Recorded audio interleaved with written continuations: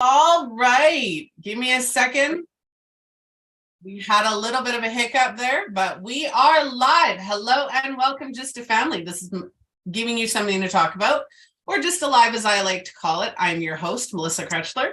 Today we're going to be talking about grief is loss and how that works. And I'm really excited to get into that. Our sponsor today is, of course, the Phoenix Identity. Change your life by first learning how to control and embrace your emotions. Click on the link in the description for the Embrace Your Positivity, the introduction to the Rockstar Method. The Rockstar Method is a method that will help you learn how to control your emotions, even in the middle of the overwhelming emotions. So go and check that out, link in the description. I, of course, am Melissa Crutchler, your host, but I'm going to hand it over to our guest speaker, Tawana Jones. Tawana, would you like to introduce yourself? Absolutely. Thank you so much, Melissa. Yes, I'm Tawana Eutsey. I'm an advanced grief recovery specialist. So I really and truly spend a ton of my time just meeting folks right where they are in that grief journey, and teaching grief recovery method, which allows you to kind of free yourself from some of the pain that's held on.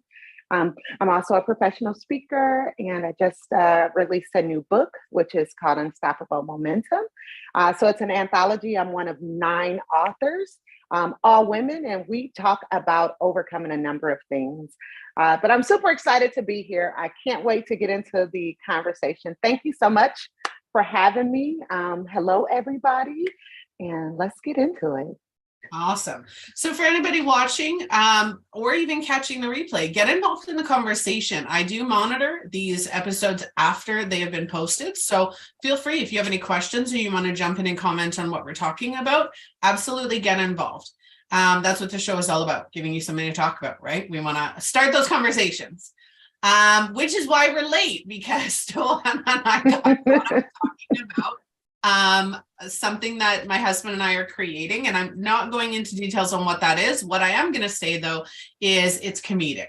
And I think that starting right off, comedy, that is laughter. Any form of laughter is such a good way to combat being in the midst of grief, right? Is having that laughter and that fun time. Now, this episode is all about grief is loss. And you and I were talking about all of the different ways that we experience grief, but we don't actually realize that it's grief that we're experiencing about. So for anybody watching or catching the replay, if you're watching, type in the comments, what do you think grief is? Do you think grief is specifically loss? Like when you lose somebody that you love, when you somebody has died or passed away? Where do you think grief falls into that? I know we think it's a little bit more than that. So did you want to get started on that conversation on what is grief? Yes. So this is actually my favorite conversation. What is grief is why I am an advanced grief recovery specialist. And so I, like many of us, had a very narrow idea of what grief was, right? For me, it was somebody died. Mm-hmm. Somebody died, you grieve. Everything else that happens in life, though, we call it something else. It's like a breakup. If you can't get over it, or it's like you're not immediately ready to move on, then that's baggage, right? Or things that happen in our childhood that, maybe not as egregious in our mind as other people. We never really find a way to manage those. And so we're then kind of put into like a box sometimes of like, oh, childhood trauma. But a lot of times, many of those things that we experience in life that leaves us with a broken heart is grief. And mm-hmm. So it's such a broad description of loss. It's not as narrow as I lost a person. Grief has so many connotations. In the Grief Recovery Institute, 40 life events have been identified as producing feelings of grief. So it's things as tangible as, a person I love died, or a person that I thought should love me, but I've never really known or loved them also died, right? It's also, oh my gosh, the entire world is shut down, and you mean we can't go on spring break and I can't take a family vacation, right? The pandemic, that is the single largest grieving event that we've experienced as a human race. And so being able to appreciate that grief is so much bigger than this really tiny thing that somebody died. It will help us so greatly, and just better being able to kind of get that completion we need from the pain that grief left behind, and then being able to really kind of move forward. Yep. I was explaining to my son, so my son recently went through a breakup, and I was explaining to him that, a breakup is like a death, right? You're grieving it. You're grieving something that you thought was going to work, something that you thought was going to last. Breakups, I think, for me, are the most breakups when your children leave the home. All of those things kind of go hand in hand with death, because it's the end of something, right? And even labeling it as the death of somebody isn't as, it's the death of an idea, the death of a situation, it's the end of something. So I'm a psychic intuitive medium, so I card readings. And part of that is, like, if you do the tarot cards, you get the death card, and everybody is so scared of that card. When in actuality, that doesn't mean somebody is going to die. It means it's the end of a situation. So if you're going through a horrible situation and that situation is ending, it's actually a blessing, because that horrible situation that you've gone through is now coming to an end, right? Mm-hmm. So grief for me is the end of something, right? And when your kids leave, when you're experiencing grief, lack of motivation, lack of confidence, insomnia, you and I were going over all of these in our pre-screening interview, right? There's so many things that we experience with a lack of something. When we're kids, and this is one of my favorite things that people don't realize, when we're kids, we have all of these aspirations and all of these dreams. I'm going to grow up and I'm going to be a princess, or I'm going to be the president, or I'm going to do this, and I'm going to get married and have the white picket fence. And we have all of these ideas, right? Because people keep asking us, what are you going to be when you're an adult? What are you going to be when you're older? What are you going to do? What are you going to be? Who are you going to be? And then we get here and it's not like that at all. Right? I wanted to be a veterinarian. I'm squeamish as hell, and I would be passing out at every job because I'm too squeamish. I can't deal with anything medical. I can't deal. I don't want to hear it. My body literally goes into shock. So for me, that wasn't a possibility, right? So now I think back, and we did inner child the other day, right? We were talking about your inner child the other day. That inner child is probably hurting. Like, I could be an adult. I'm 40 this year. I could be an adult and going, I still haven't forgiven myself. That little girl that wanted to be a veterinarian has still not forgiven myself for not following through with becoming a veterinarian, right? So it's the grief of that, right? Those perceived failures, we hold on to those, right? And it's victimization all over again, because we haven't forgiven ourselves or allowed ourselves to grieve for what we thought was going to be our future, right? And in my case, that's kind of, I just had a breakthrough, because obviously we do that at points. Maybe that's why I have never truly gotten where I wanted to in business, because that little girl keeps saying, but you didn't follow through. Right? And you hold on to that grief, and it keeps manifesting in different ways and in different things. But we never really understand that it's actually grief. Grief. Yes. So it's so interesting that you would mention, like, kind of go down that path specifically, because that inner child in us, at one point in your life, that little girl was so awesome and so protective of you. And so that conversation with you was helpful, because your brain knew you don't like squeamish stuff, right? So the inner child is like, well, we want to do this thing, but the inner child also knows, but I don't really like vomit, or I don't like this, or blood, or that. And then you become this adult who, as you've said, may be unable to forgive yourself for never simply pursuing that thing.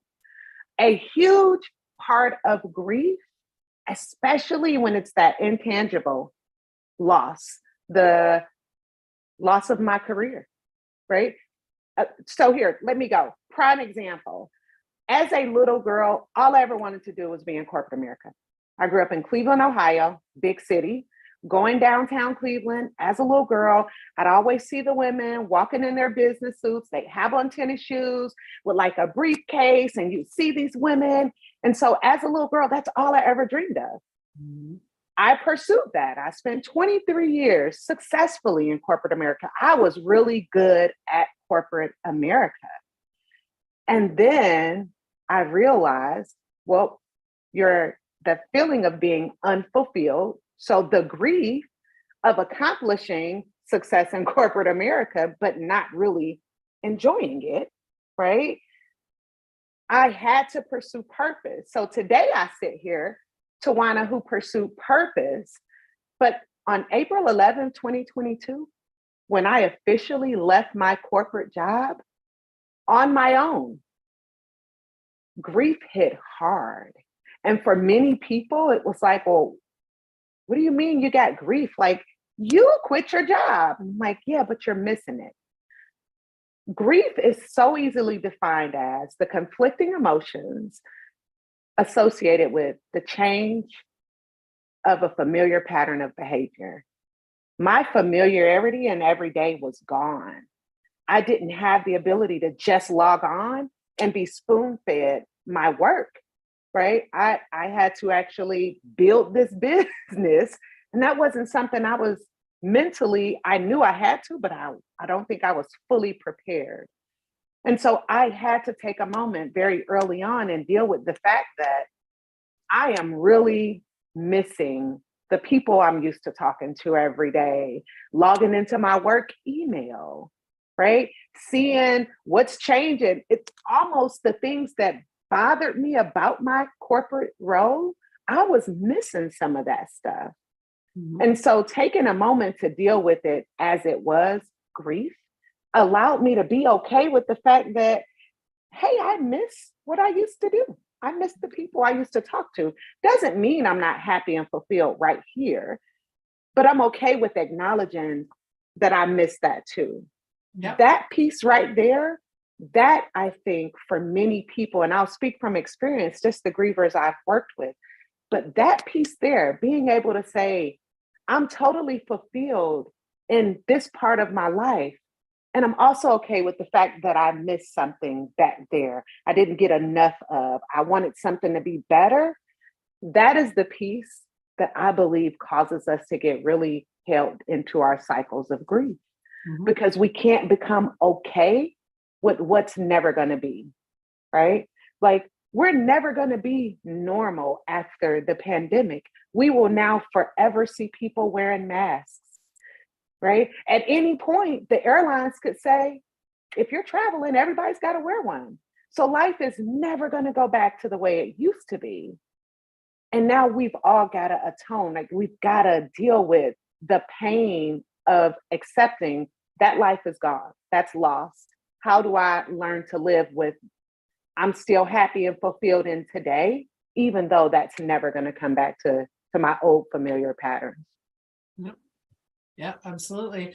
And some of the things you mentioned there really touched on things that I've been talking about recently as well, is the resentment. So what ends up happening, and what ended up happening in your situation, right, is, you know, the 23 years in corporate America where you were happy and you were fulfilled and that's everything that you wanted.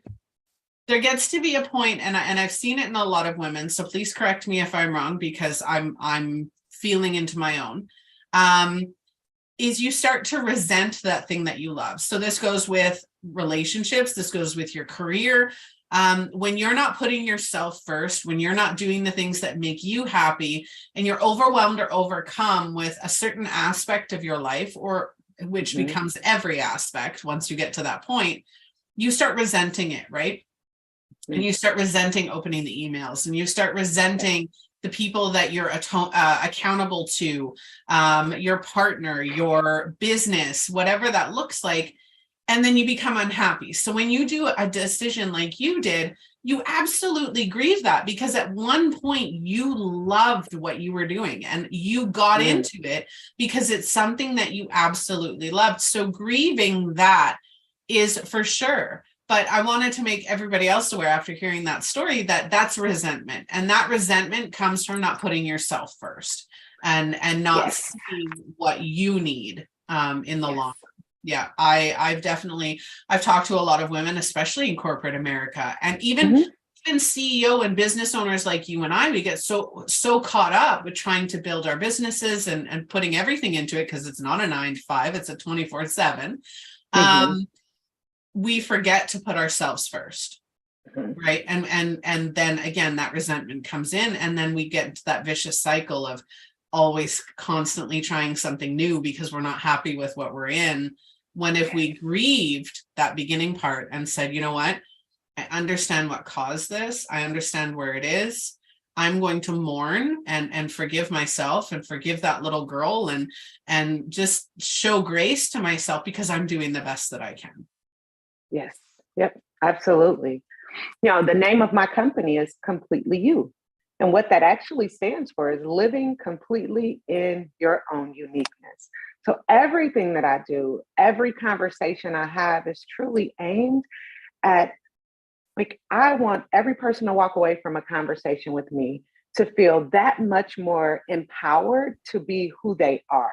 And that means being okay with your feelings. Like, first, identify how you feel, then be okay with your feelings, and be okay with expressing to the rest of the world in a very healthy way how you feel. Because there's also grief in I'm fine, right? We like, how are you doing? I'm fine. How you doing? I'm fine. And then we walk away and we're like, but I'm not fine. Yeah, right. I'm not fine. And so, you know, we then go through, like, there's so many moments and periods throughout our day where we have these opportunities to be really kind to ourselves, and just acknowledge, like, how I feel at the moment. Be honest with people. If you don't feel fine, don't say I'm fine. And the person who asked, if you don't really want to know, you shouldn't ask. But we did that. We did an episode specifically on that, on being able to have a healthy conversation about your mental health. Yes. Period. Right. Period. And as entrepreneurs specifically, you know, I'm in a networking organization here. And a few weeks ago, I did a presentation. So I was going to do something about women and business and blah, blah, blah. And as I started researching, I realized that there's this, like, pandemic or epidemic, I should say, amongst entrepreneurs. So we are really, as a population, right, as a group, entrepreneurs are really struggling with our mental health, and it's starting at our emotional health. And so entrepreneurs are, these statistics from like a 2021 study, so something around 72% of entrepreneurs report indirect or directly having some kind of mental health struggle, compared to like 48% of non-entrepreneurs. And so in our community specifically, we have, for me, I feel like this greater responsibility to care for ourselves and look for opportunities to do just that. Because if we're not at our best, the people and the things and the places that we've been kind of assigned to serve, they never really get the full benefit of what we're doing, because we're just not well. But there's this, and look, we've got like 5 minutes, but the stigma around the conversations, right? So this is why I was so excited to partner and come on your show, because one, I'm excited that I'm not the only person, right, that these are conversations I really want to engage in. But two, we will never have enough perspective and, diversity in thought in these conversations. So thank you for giving me this platform and even being open and willing to talk about grief in its broader form. Absolutely. And because one of the reasons I started this show was because we all have uniquely valuable information that are going to help people have conversations, right? And over the last 2 years, I realized that when I have a conversation with somebody, it's felt differently. It comes across differently, right? If I came on here and I'm just talking to myself, it's awkward and it's like I'm talking, down to you or whatever, right? Where you're having a conversation with somebody else, it's like, oh, I really like that point. And it brings out that emotional aspect of it. So I'm an emotional and mental health expert. That's my bread and butter here. And so you're right. It does start at an emotional level. And entrepreneurs, CEOs, there are so many of us who are struggling because, again, when we go from a 9 to 5, what I loved about a 9 to 5 is you go to work, you do your work, you leave it there, you go home. Yes. Right. And you get paid regardless. The problem with 9 to 5 is, again, like my husband is the worst for this. So he comes home because he feels bad. He doesn't want to go out with his, coworkers or whatever, because he feels bad because I'm at home with the kids all the time. And it's like, no, go out. Like, no, go out. Like, you need time for you. And I made him do it, not made him, but I encouraged him to do it on Monday. The look on his face when he came home was life-changing. He was so happy that he had gone out and done something. And I was like, yes, like Melissa for the win. Yes. Super excited, right? But when we're CEOs, we forget to do that. Like, I have a stack of file folders to the right of me. I have 2 filing cabinets to the left of me. I have 2 stacks of files in front of me. And all things that I either need to go through or whatever, right? While I'm on the show, I've gotten 7 emails while I'm in the show. And it's like, I get it, right? But again, if we don't prioritize our health, our mental health, our emotional health, our health and well-being, our physical health, all of it, then we start to struggle, right? And that's why the sponsor, I have been sponsoring shows left, right, and center, and I've been sharing the Rockstar Method. I created the Rockstar Method to help people learn how to control their emotions. And I did it to my husband the other day. And I made him kneel on our stairs.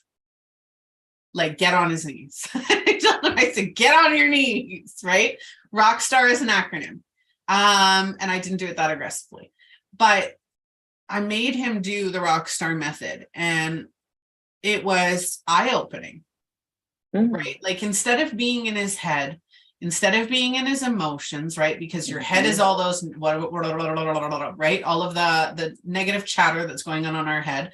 What's going to happen in the future? What happened in the past? All of that's going on in our head, and we're not focused on the here and now. Our emotional health is going, I feel this way. I can't get out of this. I feel overwhelmed. I feel stuck. I feel stressed. I feel depressed. I feel anxiety. I feel grief, all of that. And we can't get out of that. But when you do the Rockstar Method, it stops it all. That you still have to process, but it stops it all, right? Where you have now that chance to go, this is how I feel. I understand why I feel this way. I have power to change how I feel. Doing the actual kneeling to take back your power, and then figure out, okay, how do I want to do this? Do I want to change something? And then taking responsibility and responding to whatever situation is causing you to feel that way. And it's a processing technique, right? And when you can learn to process those emotions, especially grief that we're going through, right? Because grief shows up as love, as loss, as overwhelm, as depression, anxiety, all of that, insomnia even. When you can take out of that emotional state, out of that mental state, because there are an emotional and mental state when it comes to grief, you can take out of that and go, I have the power to change this. It changes everything. Yeah, no, I fully agree. And, Melissa, I would even, as a piggyback, kind of go, like even that next step to say, honestly, I firmly believe if we focused on how we manage our emotions, so if we really put most people, not all, because there are some folks, right, chemically, their mental health is vulnerable because of chemical imbalances. But there are many more people that it's less of the chemical imbalance and just a need and desire to really grab hold to how we manage our behaviors, how we manage our feelings. So I am a firm believer that if we become better at the emotional health, the mental health will follow, because we get clarity when our emotions aren't driving us. So when you can take hold and you manage your emotions, they don't get to run the show, so to say, right? So that anger, which is secondary, right? Normally the anger is actually rooted in hurt or pain of some sort. But when we can take hold of those emotions, well, that anger doesn't get to take control and drive the car, right? Now we take a moment, we put the car in park and we're like, wait a minute, I don't want to react in anger, because really what's happening is my feelings are hurt. Yep. But again, it's how do we make those conversations? We keep having these conversations, right? Where we really encourage folks, like, you've got to do both. You got to focus on emotionally. How are you responding to people, places, emotions, things? Because are you reacting, responding? There we go. And I respond, which means you're not doing the knee jerk. If what you do in response to negative stimulus is what you've always done, then you're reacting, period. Emotional. If it requires you to stop and think about the response or what you're going to do next, well, now you're likely responding. And in most cases, that's a much healthier outlet for whatever you're feeling. And it's normally more productive, right? When we can respond, maybe it ends in a conversation versus an argument. Yep. So I love how you said that, because it is true. I have a 2-part system and a methodology, and that's the Rockstar method to learn how to control your emotions. And then I have the Smarter method. And the Smarter method, and they're both acronyms because I have an acronym obsession. The Smarter method is your identity, your mental health, your accountability, your responsibility, your trust in yourself. That is your literally processing everything manifesto, where you can then make decisions, you can have confidence, you can have clarity, and all because you first learned how to become your own rock star. Oh, I love that. That's amazing. All right. Is there anything else you'd like to add before we get going? Listen, this is something I've really worked hard to help people understand. Grief is a love event. You cannot grieve that which you didn't lose or that you didn't love. It doesn't matter what it is. Right? Even in the resentment that I build and many people build in their jobs before they go out and do whatever their passion is. At one point, I absolutely adored what I did. And there were many pieces of that work that after the fact, I realized I love those things. And so be okay with your grief. If you're grieving, it is because you've lost something that you absolutely love.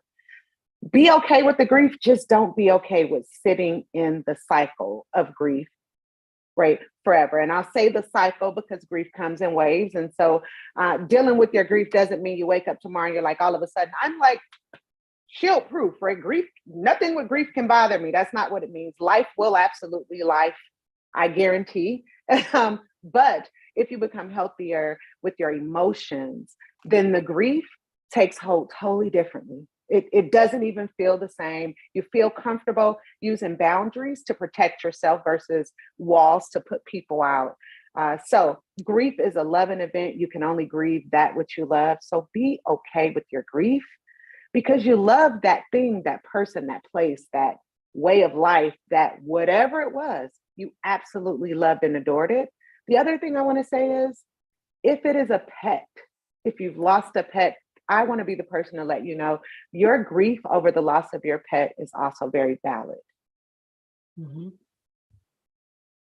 So true. So true.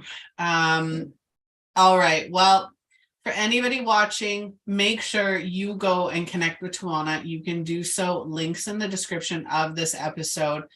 Thank you so much for joining me today. This has been, I loved this episode. Thank you. This has been a great conversation. Thank you again for having me. Can I give my handle? So my Facebook, it's Tawana Eutsey Jones. I think you have the link on Instagram. I'm Coach Tawana, AGRMS, and it stands for Advanced Grief Recovery Method Specialist. So give me a follow, reach out to me. I'm happy to help out in any way I can. If you ever want to reach out via email, you want to inquire, I am at Tawana at completelyouwellness.com. So thank you again, Melissa. This has been an absolute fabulous investment of time today. Absolutely. All right. Well, that is our episode today. I'm your host, Melissa Krechler. If at all you want to be a guest speaker, guest blogger, guest sponsor, or if you want to see a topic featured on the show, please reach out to us at justalivetv.com. If you have any questions or concerns, again, justalivetv.com.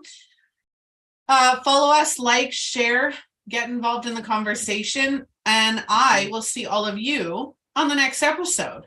Bye.